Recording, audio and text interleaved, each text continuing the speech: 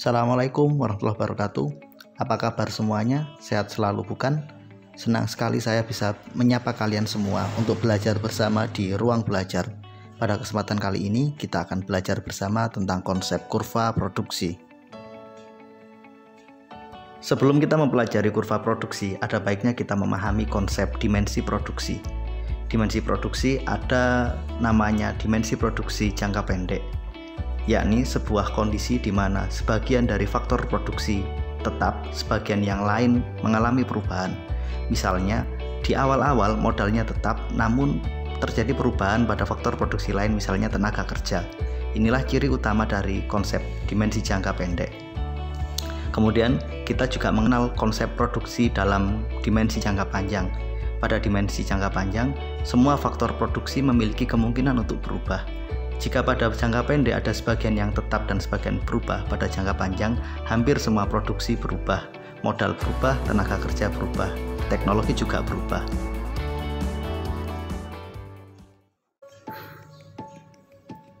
Tahapan produksi.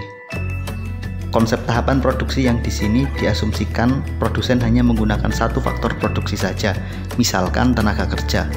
Sebelum kita bahas seperti apa tahap-tahap produksi yang akan dilalui perusahaan, ada baiknya kita membahas terlebih dahulu beberapa konsep penting. Konsep pertama adalah tentang total produksi. Total produksi merupakan keseluruhan barang atau jasa yang berhasil diproduksi atau dihasilkan oleh seorang produsen. Total produksi menggambarkan keseluruhan barang yang dihasilkan.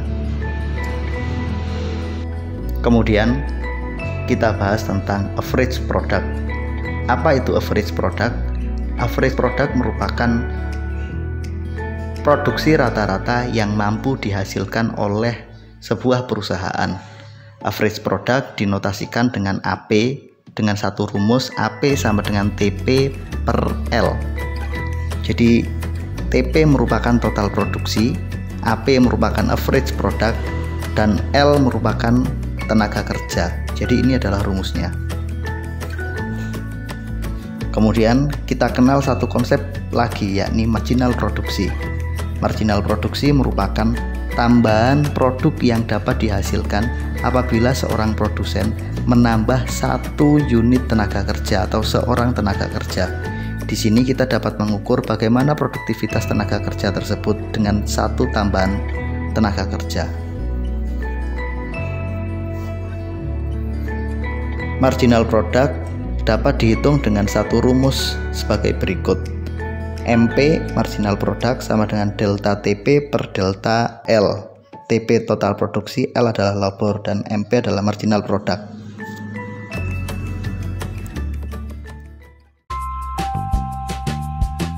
Untuk mempermudah, saya berikan ilustrasi dengan contoh. Contohnya di sini seorang pengusaha mebel yang ingin memproduksi mebel dengan hanya karyawan sebagai faktor produksi utama. Dengan satu orang karyawan, pengusaha tersebut mampu menghasilkan total produk sebanyak 2 produk per hari. Di sini average produknya bernilai 2. Dari mana? Saya ingatkan kembali rumusnya, average product sama dengan total produk per L. Total produknya 2, L-nya 1. Jadi 2 dibagi 1 hasilnya adalah 2. Kemudian marginal produknya berapa? Marginal produknya juga 2. Berasal dari mana? Ini rumusnya. Marginal produk sama dengan MP sama dengan delta TP per delta L.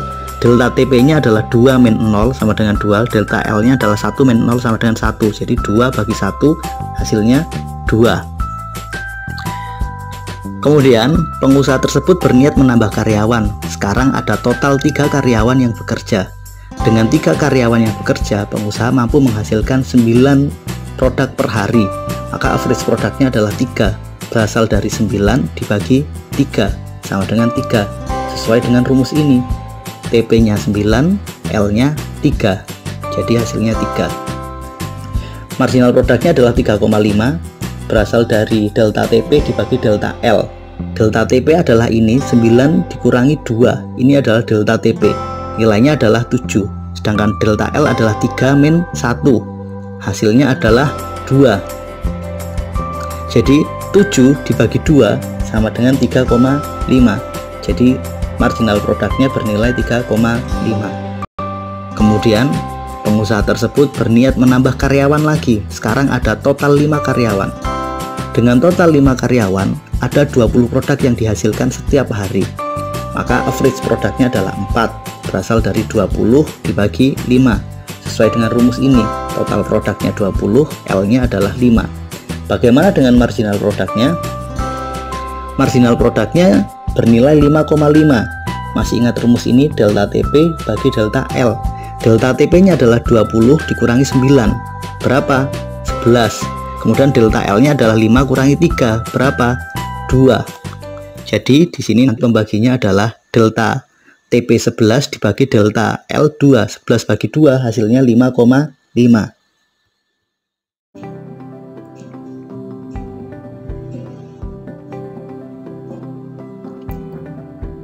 Oke, sekarang kita lanjutkan. Kita akan membahas tentang konsep siklus produksi.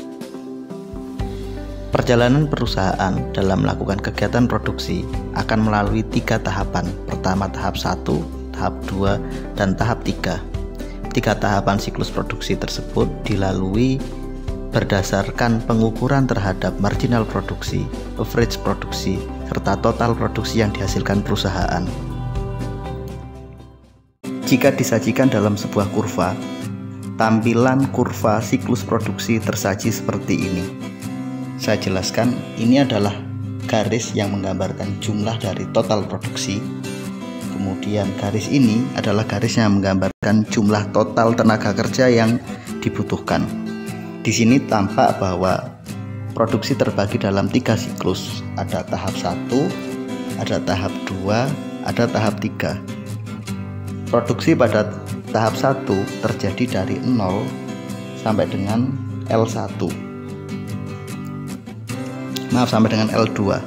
Sedangkan tahap 2 terjadi pada fase dari L2 sampai dengan L3, dan tahap 3 tersaji dari L3 sampai dengan tak terhingga. Oke, saya jelaskan satu persatu.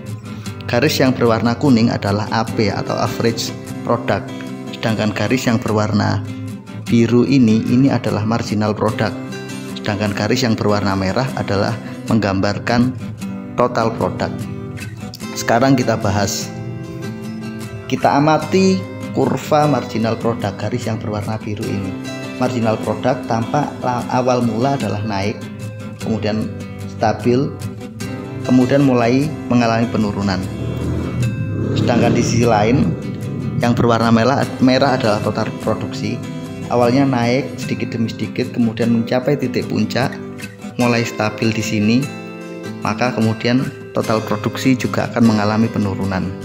Sedangkan yang warna kuning ini adalah average product, relatif naik, berhenti pada level titik 2, kemudian mulai mengalami penurunan. Sekarang saya jelaskan apa bedanya antara produksi tahap 1, tahap 2, dan tahap 3. Pada tahap 1 ada 3 ciri yang sangat menonjol. Pertama, total produksinya mengalami kenaikan yang sangat drastis. Begitu juga dengan marginal product warna biru ini.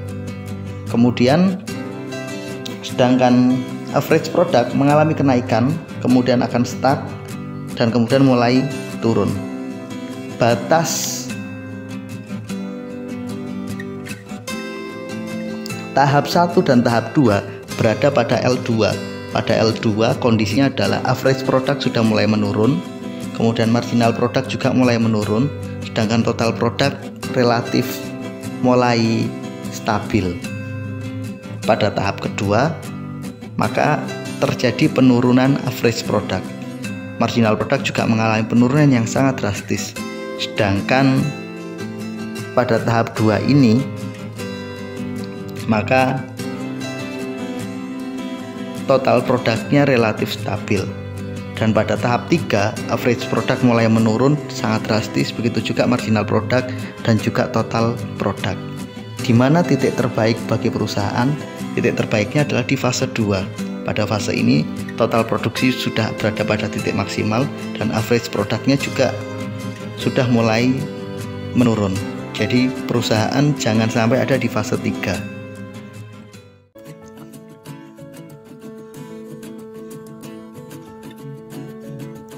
Apa sebenarnya isokan itu? Isokan merupakan sebuah kurva yang menggambarkan kombinasi antara dua faktor produksi yang mampu menghasilkan output atau jumlah yang sama. Isokan memiliki asumsi bahwa hanya ada dua faktor produksi yang dipakai dalam kegiatan produksi.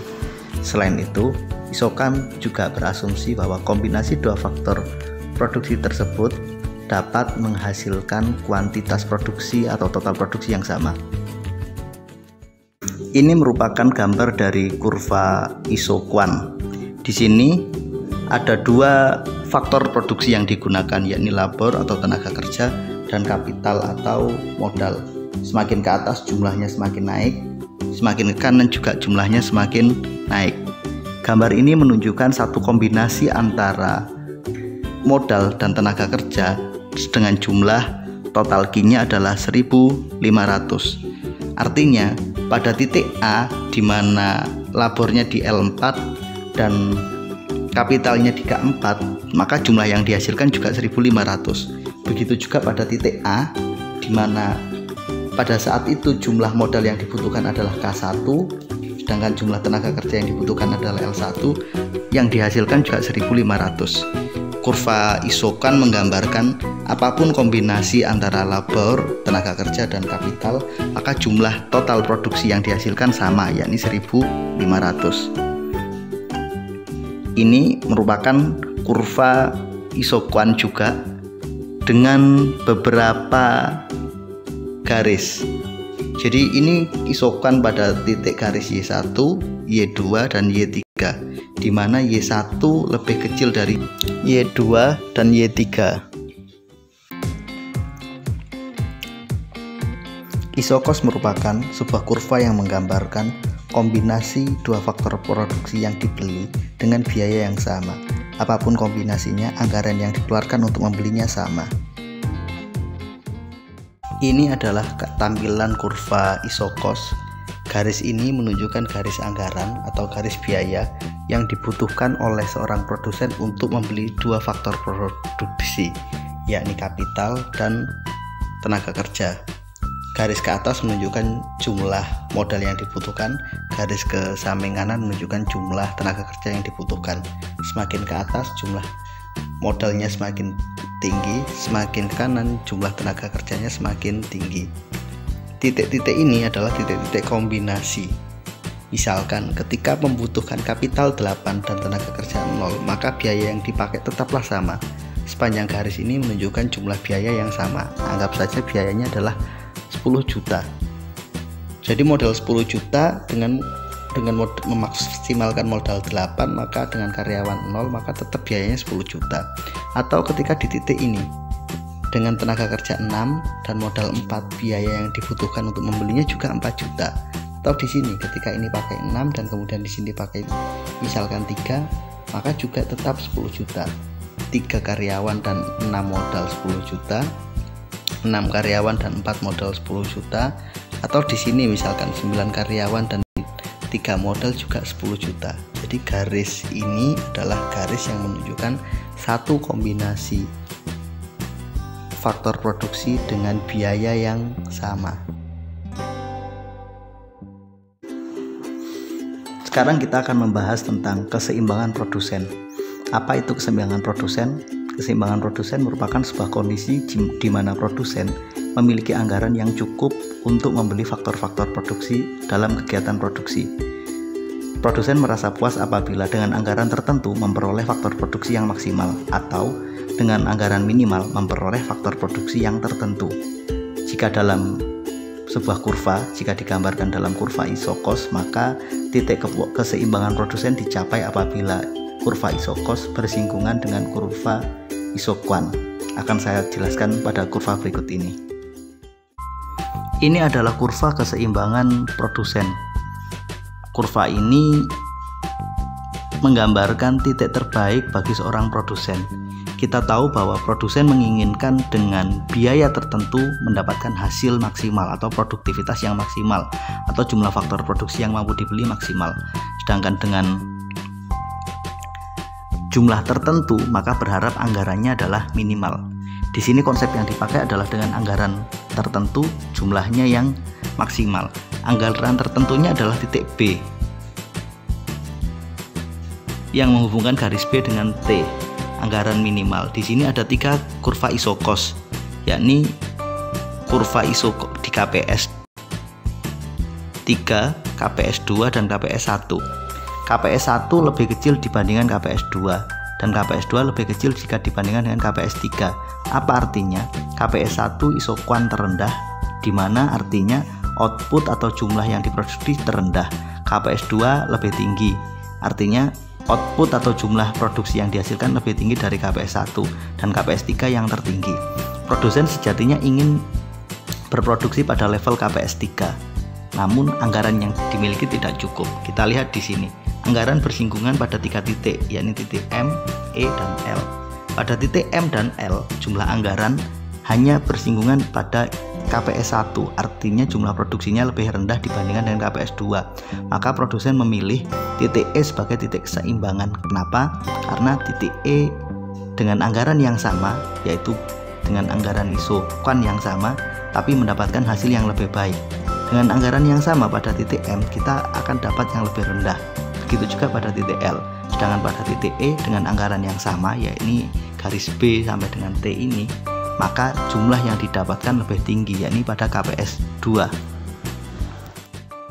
Demikian pemaparan materi tentang siklus produksi. Semoga bermanfaat. Terima kasih atas kesetiaannya untuk belajar bersama kami di Ruang Belajar. Sampai bertemu pada video pembelajaran berikutnya. Saya akhiri. Assalamualaikum warahmatullahi wabarakatuh, dan saya ucapkan terima kasih.